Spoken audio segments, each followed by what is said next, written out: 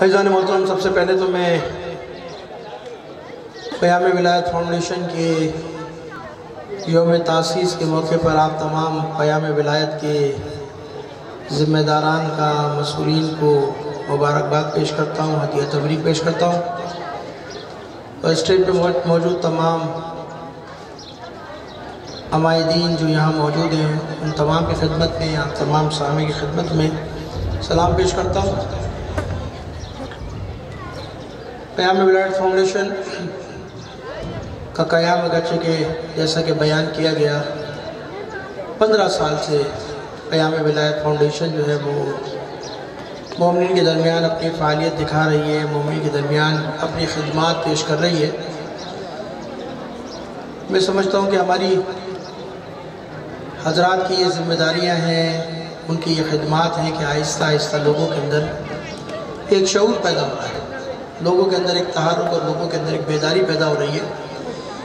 میں سمجھتا ہوں کہ جس حالات سے تشیع گزر رہی ہے، جس حالات سے ہم گزر رہے ہیں، اس حالات میں بنیادی چیز، ان حالات میں بنیادی چیز جو اساسی چیز میں سمجھتا ہوں وہ ہے تربیت۔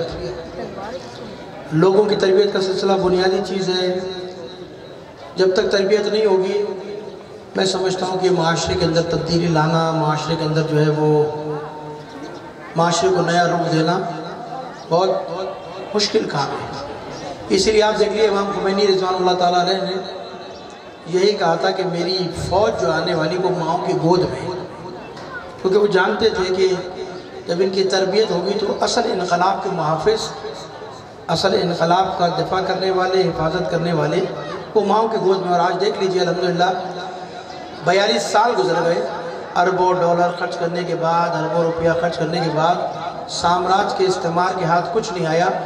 آج بھی الحمدللہ انقلاب اپنی استقامت، اپنی ثابت قدمی اور کامیابی کا سفر طے کر رہا ہے، اور خداوند متعال کی بارگاہ میں دعا بھی ہے انشاءاللہ تعالی یہ انقلاب امام زمان سے متصل ہو جائے۔ تو اس کی بنیادی وجہ کیا ہے؟ تربیت۔ یہ انقلابات دنیا میں آتے رہتے ہیں، کوئی خاصہ نہیں ہے کسی ایک خاص خطے کا۔ یاد رکھیے گا، بعض لوگ یہ سوچتے ہیں کہ شاید یہ انقلاب یہیں آ سکتا، دنیا میں نہیں آ سکتا۔ جو قومیں اپنی تربیت کرتی ہیں، جو قومیں اپنے رہبروں کے پر اعتماد کرتی ہیں، خدا وہاں پر برکت دیتا ہے۔ دنیا کے اندر اور بھی ممالک ہیں، آپ جا کر دیکھ لیجئے، وہاں پر انقلاب آئے ہیں، وہاں پر تشیع متحرک ہے، وہاں پر تبدیلیاں آ رہی ہیں۔ ہماری بھی بنیادی ضرورت، اگر ہمیں کسی مقصد تک پہنچنا ہے، ہدف تک پہنچنا ہے، اس کی بنیادی ضرورت ہے تربیت۔ تربیت کے بغیر انسان کامیاب نہیں ہو سکتا۔ اور میں سمجھتا ہوں قیام ولایت فاؤنڈیشن نے جو تربیت کے حوالے سے سلسلہ کیا ہے، دوسرے عمائدین یہاں بیٹھے ہیں جو لوگوں کی تربیت کے حوالے سے کام کر رہے ہیں، یہ بنیادی چیز ہے۔ اور میں سمجھتا ہوں کہ جب اگر اس میں کامیاب ہو گئے تو ہمارے لیے کوئی پاکستان میں انقلاب لانا، پاکستان میں تبدیلی پیدا کرنا کوئی بڑا مسئلہ نہیں ہے۔ میں سمجھتا ہوں کہ ہماری قوم بہت سو سے بہتر ہے، بہت سو سے بہتر ہے، اور دنیا نے دیکھ لیا، شام میں دنیا نے دیکھ لیا کہ پاکستان کی جوانوں نے جو کارنامے انجام دیے وہ دنیا کی کوئی اور طاقت نہیں کر سکی وہاں۔ خدا کا شکر ہے، ہمیں فخر ہے اپنی قوم کے اوپر، ہمیں فخر ہے۔ دنیا نے اعتراف کیا پاکستان کے شجاع جوانوں کا، دنیا نے اعتراف کیا پاکستان کی جوانوں کی خدمات کا۔ تو میں سمجھتا ہوں کہ تربیت کی ضرورت ہے۔ الحمدللہ پاکستان کی عوام کے اندر ایک قوت موجود ہے، ایک طاقت موجود ہے، ہمیں تربیت کی طرف زور دینا، مجھ سمیت سب کو تربیت کرنی ہے۔ دیکھیے تربیت کا نقصان کیا ہوتا ہے، اگر تربیت نہ ہو تو امیر المومنین جیسا امام جو ہے وہ تنہائی کا شکار ہو جاتا ہے۔ کیا ہوا صفین میں، کیا ہوا نہروان میں، کیا ہوا امیر المومنین جو 25 سالہ دور گزارا تنہائی کا، کیا وجہ تھی؟ نہج البلاغہ کا اگر آپ مطالعہ کریں، نہج البلاغہ میں خود مولا کائنات کا خطبہ شخصیہ پڑھیں تو اس میں آپ کو مولا کائنات کے جملے ملیں گے کہ میں کیا کروں، میں ان کٹے ہوئے بازوؤں سے حملہ کروں یا اس تنہائی پر، بھیانک تنہائی پر صبر کروں۔ یعنی مولا کائنات شکوہ کر رہے ہیں کہ میرے پاس لوگ نہیں ہیں۔ نعرے لگانے والے، شور مچانے والے بہت تھے اس زمانے کے اندر بھی، لیکن امیر المومنین نہج البلاغہ میں شکوہ کیا، کیا کروں، کٹے ہوئے ہاتھوں سے حملہ کروں، جبکہ دیکھ رہا ہوں کہ میری میراث کو میرے سے چھین لیا گیا، میری میراث کو مجھ سے دور کر دیا گیا، یہاں تک کہ غم و اندھوں کے پندے میرے گلے میں تھے اور میری آنکھوں میں خلش تھی، میں اپنی میراث کو رکتا ہوا دیکھ رہا۔ یہ مرثیہ ہے امیر المومنین کا، یہ درد ہے امیر المومنین نے جو اس زمانے میں بیان کیا۔ واقعاً آپ دیکھ لیجئے اگر لوگ صفین میں سادہ نہ ہوتے، اگر لوگ صفین میں تربیت یافتہ ہوتے تو علی کو ناکامی نہ ہوتی۔ وہ لوگ جو اتنا بڑا لشکر آیا صفین کے میدان میں، اور ایک رات جو جنگ ہوئی لیلۃ الحریر جس کو کہا جاتا تاریخ میں، اتنی شدید جنگ ہوئی، 70,000 لوگ مارے گئے۔ اتنا خون خرابہ ہونے کے بعد، اتنا جنگ طولانی ہونے کے بعد، اور جب نتیجہ ملنے لگا تو کیا ہوا؟ منافقوں نے اپنا رول ادا کیا۔ سادہ لوگ جو دھوکہ کھایا، جنہوں نے علی کی گردن پہ تلوار لے کر آئے، اس کی بنیادی وجہ یہی تھی کہ تربیت یافتہ لوگ نہیں تھے۔ اگر تربیت یافتہ لوگ ہوتے اور امیر المومنین کے اس جملے پر عمل کرتے، مولا کائنات کہہ رہے تھے، چیخ رہے تھے، پکار رہے تھے لوگوں کلمۃ الحق، ان کے نعروں پر مت جانا، یراد بہل باطل، ان کی مراد باطل ہے، تم علی کے ساتھ کھڑے رہو، مولا کائنات کے ساتھ کھڑے رہو۔ لیکن نتیجہ کیا نکلا؟ تربیت نہیں تھی، مخالف کیا ہوا؟ جب تربیت نہیں ہوتی تو ادھر سے ہوا چلتی ہے، لوگ ادھر چلے جاتے ہیں، ادھر سے ہوا چلتی ہے، ادھر چلے جاتے ہیں۔ اگر واقعاً اس دن لوگ استقامت دکھاتے میدان صفین میں، تو امیر شام کا خاتمہ ہوتا، نہ کربلا بنتی، نہ امام حسن شہید ہوتے۔ یہ تاریخ ہے۔ اسی لیے تو امیر شام نے کہا تھا جمل کے میدان میں، جب اونٹنی نے فضلہ کیا تھا اور اونٹنی میدان میں اس نے فضلہ کیا، تو بعض لوگ دوڑ کے گئے اونٹنی کے فضلے کو سونگ کر کہتے تھے کہ اس سے جنت کی بو آتی ہے۔ تو امیر شام نے عمر اعظم سے کہا تھا، دیکھ رہا یہ لوگ، جب تک یہ جاہل اور یہ لوگ میرے ساتھ ہیں، علی مجھ پر کامیابی حاصل نہیں کر سکتا۔ کیوں؟ تربیت نہیں تھی۔ لیکن جہاں تربیت تھی، جہاں ذہنی طور پر امامت سے امانگی تھی، کربلا آپ کے سامنے بہت بڑی مثال ہے، یہ نہیں ہے۔ 72 تھے لیکن ہم عام تھے، امام کے مطیع تھے، فرما بردار تھے، جان دینے کو تیار تھے۔ کہا تھا نہیں کہا تھا شہدائے کربلا نے امام کی بارگاہ میں گردنوں پر تلوار رکھ کے کہا تھا نہیں کہا تھا، مولا اگر ہمیں 70 بار حیات ملے پھر قتل کر دیا جائے، آپ کی محبت سے پیچھے نہیں ہٹیں گے، ہمیں قتل کر دیا جائے۔ کیوں؟ تربیت یافتہ لوگ تھے۔ امام نے چن لیا تھا ان گوہروں کو پوری دنیا سے، بلاد اسلام نے چن کے لے آئے تھے کربلا میں، اور ایسا نمونہ بنایا کہ حر بھی علیہ السلام بن گیا تاریخ۔ یہ ہے تربیت۔ آج ہمارے معاشرے کے اندر سب سے بڑی مشکل یہی ہے۔ صرف ایک مسئلہ نہیں ہے پاکستان میں، ختم کرو اپنی بات کو کیونکہ وقت محدود ہے۔ ایک مسئلہ نہیں ہے، بہت مسائل ہیں۔ پاکستان مسائلستان بن چکا ہے، گھرا ہوا ہے پاکستان۔ ایک طرف مغربی الغار ہے، ایک طرف عقائد کا مسئلہ ہے، ایک طرف دشمن عزاداری کو محدود کرنا چاہتا ہے، عزاداری کے خلاف سازشیں۔ ان سب کا مقابلہ سب نے کرنا ہے۔ یہ کسی ایک تنظیم کا، ایک انجمن کا، کسی ماتمی کا، کسی خطیب کا، کسی عالم کا یا کسی ٹرسٹ کا مسئلہ نہیں ہے۔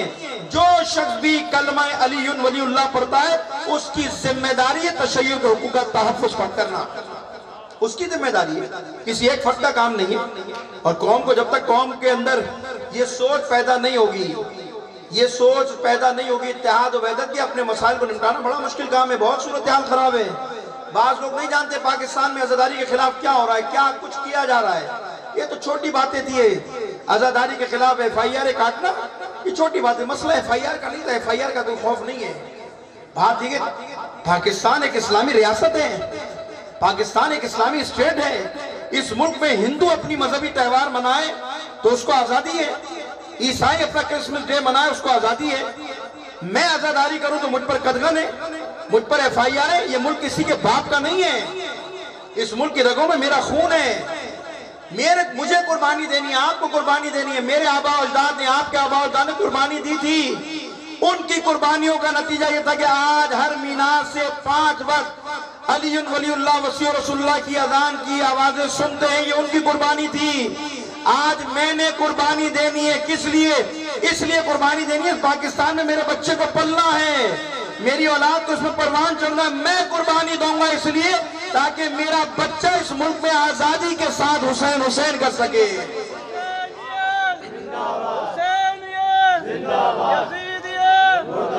اس لیے ہمیں آگے بڑھنا پڑے گا تربیت کے ساتھ، سوچ سمجھ کے ساتھ۔ یہ جو باتیں ہوتی ہیں، یوں ہو گیا، فلاں ہو گیا، دھماکہ ہو گیا، سب مخلص ہیں، سب اپنی جگہ کام کر رہے ہیں۔ لہذا تھوڑا سا قوم ایک دوسرے کا احترام کرنا سیکھو، ایک دوسرے کے خلاف بات نہ کرو، احترام کرو۔ احترام بہت بڑی چیز ہے، احترام کے قائل ہو جائے ایک دوسرے کے۔ کسی خلاف، کسی کی شخصیات کے خلاف منفی بات کرنا میں اس کو جائز ہی نہیں سمجھتا۔ کسی خلاف کوئی بات، سب اپنی جگہ پر ایمانداری سے کام کر رہے ہیں، سب کام کر رہے ہیں۔ اور آخری بات اور وہ مسئلہ، وہ یہ بنیادی مسئلہ جو آپ کے اندر فتنہ اٹھایا جا رہا ہے، وہ کیا ہے؟ ولایت کے نام پر انتشار۔ ممکن ہے کوئی شیعہ کلمہ پڑھتا ہو علی ولی اللہ وسیع رسول اللہ و خلیفتہ بلا فصل، وہ ولایت کا منکر ہو سکتا ہے علی کی؟ وہ علی ولی اللہ کا منکر ہو سکتا ہے؟ دھوکہ دیا جاتا ہے سادہ لوگوں کو، سادہ لوگوں کو دھوکہ دیا جاتا ہے. دیکھو فلاں مراجع فقہاء علماء کرام یہ سب ولایت کے منکر ہیں، یہ سب علی کے فضائل کے منکر ہیں. میں لعنت بھیجتا ہوں جو علی کے فضائل کا انکار کرتا ہوں، لعنت بھیجتا ہوں جو علی کی امامت کا، ولایت کا، حتیٰ کہ علی کے خلیفہ بلا فصل ہونے کا انکار کرے، وہ دنیا میں بھی لعنت کا مستحق ہے، آخرت میں بھی لعنت کا مستحق ہے. دھوکہ مت دو، لیکن لوگوں سادہ لوگوں کو دھوکہ دیتے ہو کہ ولایت کے کوئی ولایت کا منکر نہیں ہے. کون ہے پاکستان میں شیعہ؟ اب وہ کتے کے ساتھ تصویر کھچانے والے مجھے علی کی ولایت سمجھائیں گے؟ تم سمجھاؤ گے مجھے علی کی ولایت کہ علی اللہ کا ولی ہے یا نہیں ہے؟ میری ماں نے مجھے جھولے میں، میری ماں نے مجھے دودھ میں علی کی ولایت پلائی ہے.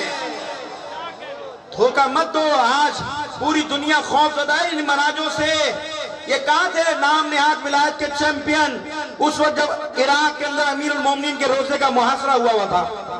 کہاں تھے کہ جب سامرا کے اندر پوری زری کو بم دھماکے سے داعش نے اڑا دیا تھا؟ کہاں تھے کربلا کی سرزمین پر جب ابو بکر بغدادی نے کہا تھا کہ میں 40 کی مشین نہیں ہونے دوں گا؟ کہاں تھے یہ نام نہاد ولایت تھی؟ کوئی نہیں تھا. اور FIR میں آپ نے دیکھ لیا سب سے بڑی مخالفت انہوں نے کی ہے. کہاں تھے؟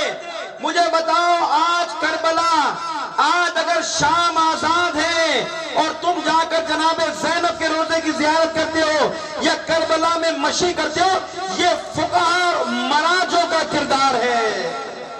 کس کا کردار ہے یہ؟ تھا کوئی وہاں پر؟ لہذا یاد رکھنا تشیع میں 2 بنیادی ستون ہیں اور ان دونوں کے خلاف بڑی سازش ہو رہی، بڑی گہری سازش ہے. اور پاکستان میں نہیں پوری دنیا میں.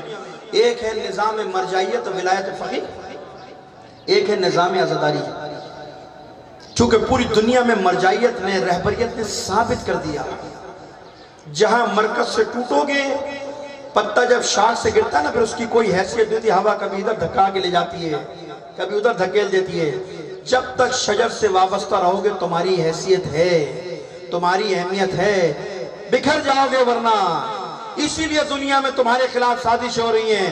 میں یقین کے ساتھ کہہ سکتا ہوں خدا نے ہمیں ایسے رہبر، ایسے رہنما دیے جو کسی مسلک کے پاس ایسے امام بھی نہیں ہوں گے.